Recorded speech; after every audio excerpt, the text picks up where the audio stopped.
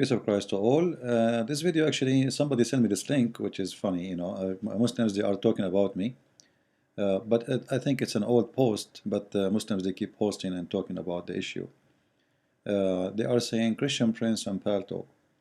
I have just a few of his debates on YouTube, and I was wondering what you guys thought of his debates. Seem like all Muslims I have seen him debate, he has utterly destroyed them, except in the case where one pointed out some pornography in the Bible. He did not know how to answer that one.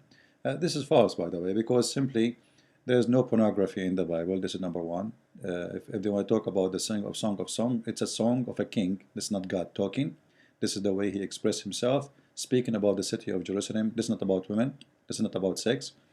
And if you don't like my answer, this is your business and your problem.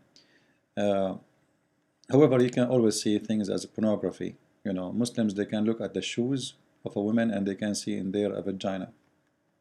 Excuse my language, but this is how it is. It's about like the eyes you have is connected to your brain, and if you want to see something as something you want to see, is going to be what you want to see. So Muslims, if they are honest, they should go and see what the Christians, they themselves believe in that, and then if they believe it's pornography, it's about pornography, then it is pornography. Now here Muslims, they are answering. This Abdul, he says, and by the way, the one who's asking the question here is a Muslim himself. His name, I am a Muslim. I'm a Muslim. Anyway, so here down, the Muslims, they are complaining about how they can debate me. His debate as one-sided. He controlled the room. When you start to gain around, he cuts you off and make demands. When I first reverted to Islam, supposedly this guy is a convert. There's nothing it's called reverted, because a Muslim is different religion, have nothing to do with Christianity. So you don't say the word reverted. This is a deception. Anyway, we will assume that he is saying the truth. And then he said, at that time, I still believe Paul was a prophet. Now this guy, he look how stupid the Muslims are. He converted to Islam, still he think Paul is a prophet. But the fact the Quran says Paul is a prophet still.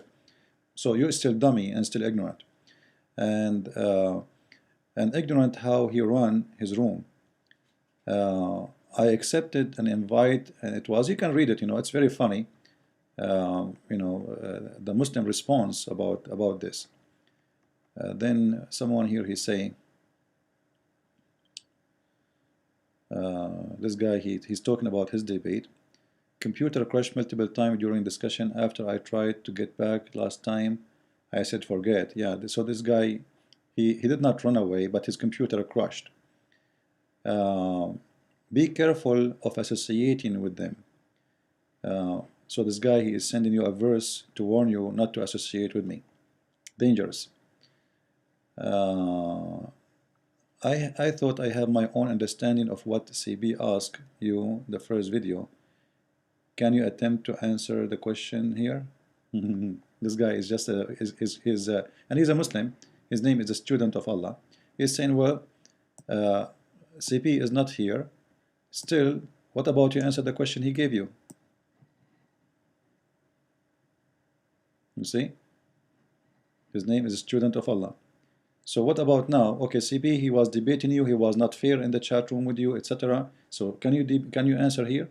No, for sure. Another video.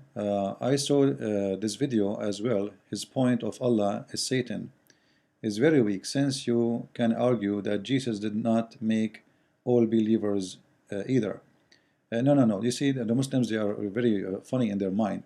When we say Allah is Satan, is about his teaching and his act. Jesus never teach to deceive and never deceive anyone. When the Quran says that's Allah, the one who he misguide, no one can guide, that is Shaitan, and he is more evil than Shaitan himself. There's nowhere Jesus he misguide anyone. Jesus he came to save, not to misguide. But obviously the Quran say clearly that Allah is the one who misguide, and the one he misguide, there's no guidance for him. So how you can compare? Not smart. We continue.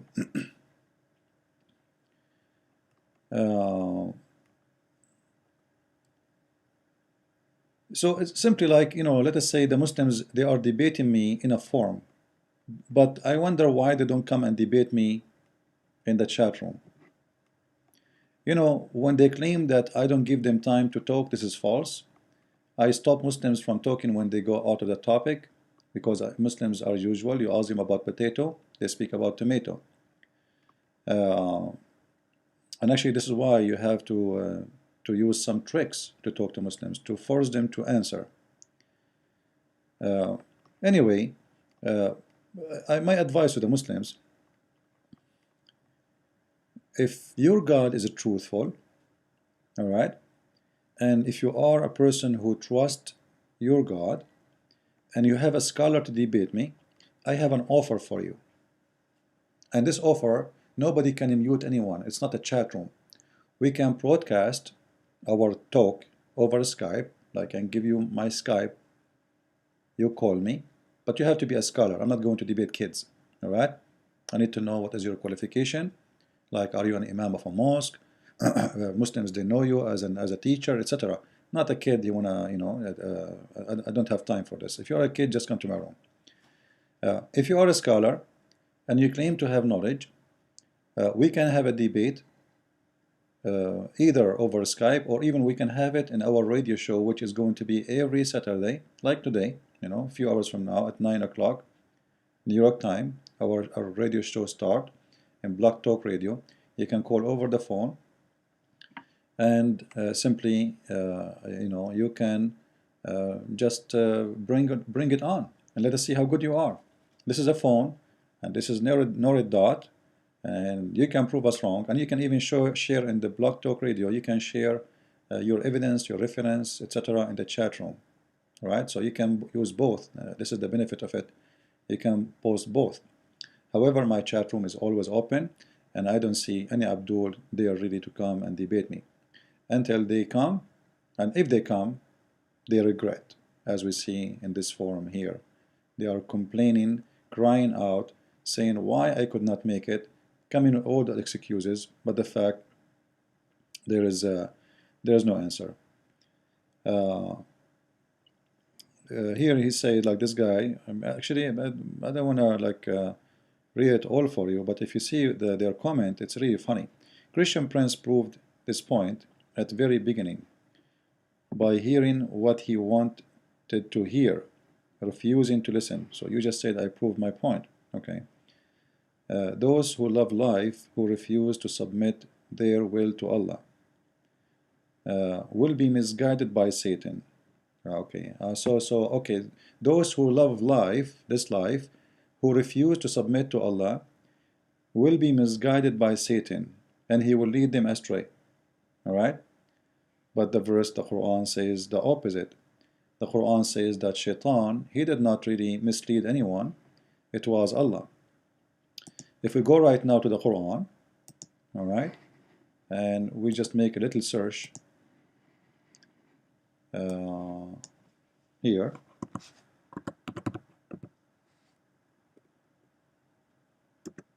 Sorry.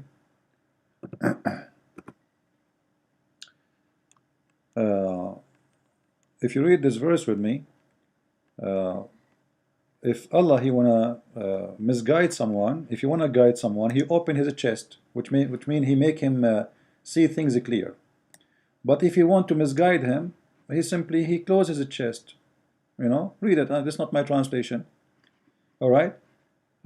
This is whom Allah, he in his plan wills to guide. So Allah have a plan for some people to guide. He opened their breast, which is a chest, not a breast, to Islam. And those who him wills to leave astray or strain, he make their breast close. So he is the one who must guide them. Actually, the translation is very funny. What breast, you idiot? This Yusuf Ali is really, I think he's taken hashish. Right now I'm working in translation of the Quran. That's why you see each translation is different from the other one. All right? Look, again, this guy is a breast. Sadr is not a breast.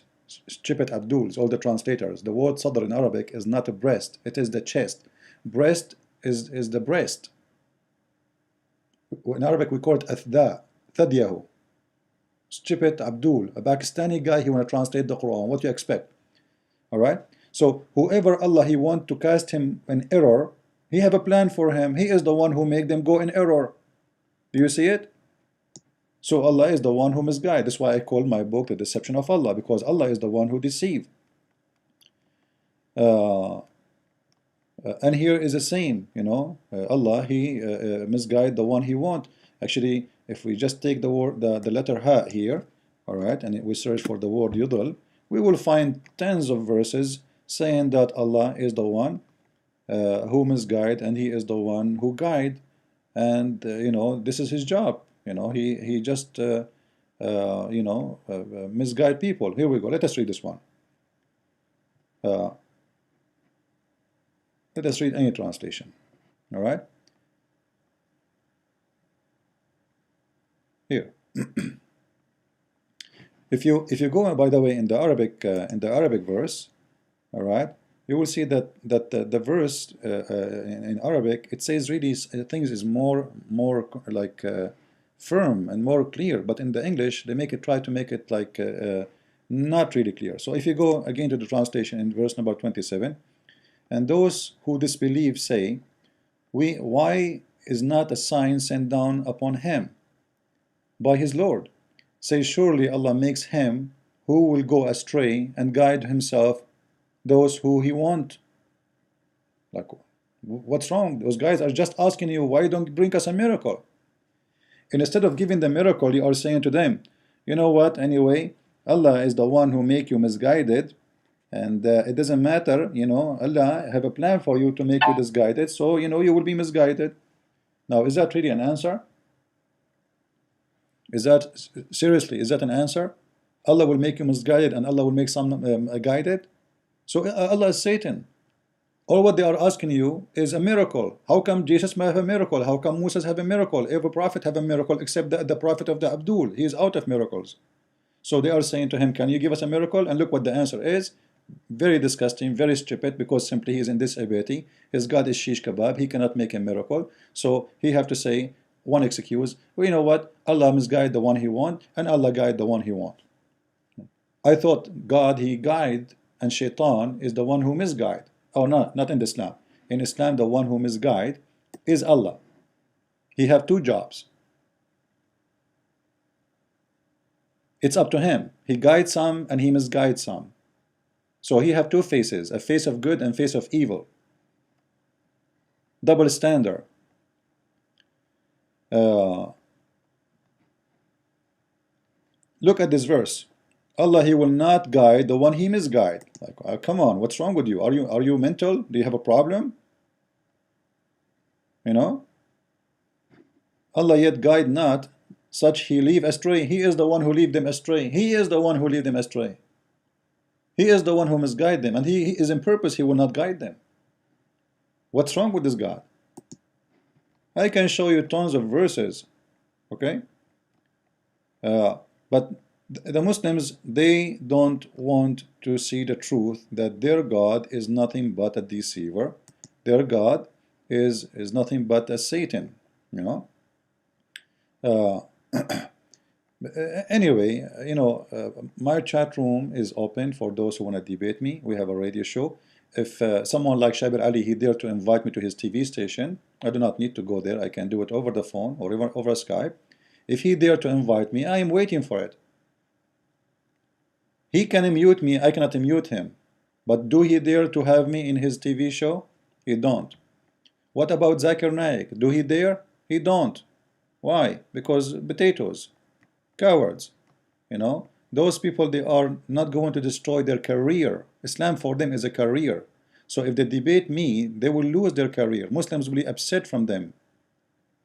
They will have a bad image after that debate. Anyway, thank you very much for watching this video. And don't forget, guys, to read my books, The Deception of Allah and Quran and Science in Depth. Both they can be found in Amazon.com if you like to have some knowledge about them. Thank you. God bless.